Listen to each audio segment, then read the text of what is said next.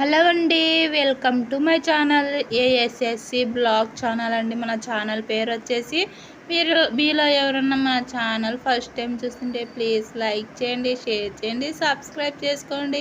పక్కనే bell icon click చేసుకోండి. మన వీడియోస్ నోటిఫికేషన్ ద్వారా మీ దగ్గరకు అయితే వస్తాయండి. ఇంకా ఇప్పుడైతే నేను లేచానండి. ఇప్పుడు టైం వచ్చేసి 7 అవుతుందండి.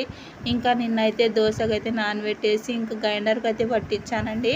ఇంకా ఇప్పుడు వచ్చేసి దోశలలోకి వచ్చేసి చికెన్ అయితే చేస్తున్నాను. చికెన్ చేయడం కోసం కొబ్బరి అయితే చూడండి కోసి ఇంకా మిక్సీకి అయితే పడుతున్నానండి. కొబ్బరి ముక్కలు చేసుకొని ఇంకా ఇప్పుడు వచ్చేసి ధనియాల పౌడర్ అయితే నేను ఫ్రెష్గా ఇలా ఇంట్లోనే చేసుకుంటానండి. పొడి అయిపోయింది ఇంకా అందుకని చెప్పేసి ఇంకా ధనియాలు అయితే వేయించుతున్నాను. ఇంకా అంతలోపు చూడండి మా ఇంట్లో ఎలా ఉందో అంతా. ఇంకా ఇంకా ఇప్పుడు వచ్చేసి 1/2 kg అయితే చికెన్ చేస్తున్నానండి. ఇంకా మళ్ళీ నెక్స్ట్ వచ్చేసి నేను 2 kgలు చికెన్ అయితే చేయాలండి. అది ఎందుకని చెప్పేస్తే ఆ చికెన్ చేసేటప్పుడు అయితే చెప్తానండి, ఓకేనా? ఆ చికెన్ వీడియో అప్లోడ్ చేస్తాను కదా, అప్పుడు చెప్తానండి. ఇప్పుడు వచ్చేసి ఈ చికెన్ కర్రీ అయితే చేస్తున్నానండి. 1/2 kg చికెన్ అయితే చేస్తున్నాను. అందుకోసం ఫస్ట్ ఆయిల్ అయితే వేసుకున్నాను.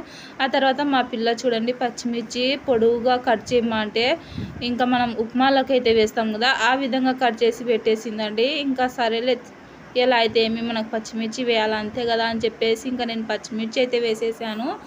ఇంకా అంతలోపు మా పిల్ల అయితే చూడండి ధనియాల పౌడర్ అయితే ఇంకా మిక్సీకి అయితే వేస్తుంది. ఇంకా అంతలోపు ఇవి ఆనియన్స్, పచ్చిమిర్చి, టమాటా పళ్ళు, అల్లం వెల్లుల్లి పేస్ట్ అన్నీ వేసుకొని బాగా గోల్డ్ కలర్ వచ్చేంత వరకు వేయించుకున్నానండి.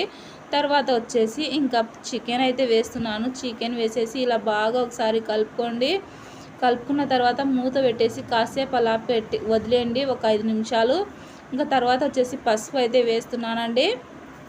పసుపు వేసుకున్న తర్వాత బాగా ఒకసారి కలుపుకోండి. ఆ తర్వాత ధనియాల పౌడర్ అయితే వేస్తున్నానండి. ధనియాల పౌడర్ వేసుకుంటే మనం ఫ్రెష్ ధనియాల పౌడర్ వేసుకుంటే చాలా బాగుంటుందండి కర్రీ అనేది. ఇంకా తర్వాత వచ్చేసి కారం పొడి అయితే వేసుకున్నానండి. మీకు కారం తినేదాన్ని బట్టి ఇచ్చి కారం అయితే వేసుకోండి. ఆ తర్వాత కొద్దిగా చికెన్ మసాలా అయితే వేస్తున్నానండి. చికెన్ మసాలా అయితే వేసాను.